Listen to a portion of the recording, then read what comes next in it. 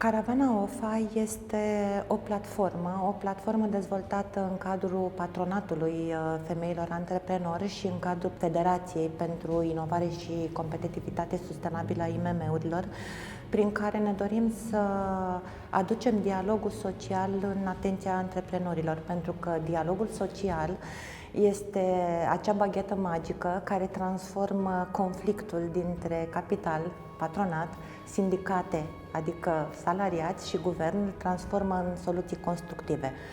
Și este important din perspectiva noastră pentru că dialogul social a fost uitat, nu a fost niciodată valorificat la adevărata lui putere, puterea lui împreună. Așa că suntem la a treia ediție a Caravanei. Prima ediție a fost anul trecut și am fost în județele din Moldova.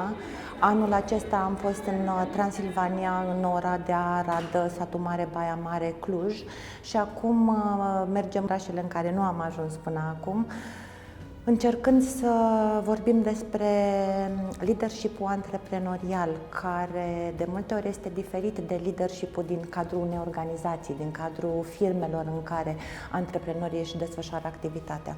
Rolul meu în cadrul Federației pentru Inovare Sustenabilă a IMM-urilor este de coordonator al echipei de fiscalitate. Datorită dialogului social și datorită patronatului și a membrilor din spate, particip la ședințele Comisiei de Dialog Social de la Ministerul de Finanțe și la întâlnirile cu Ministerul de Finanțe și pot spune că fiscalitatea este cea mai grea încercare a antreprenoriatului din ultimii 4 ani.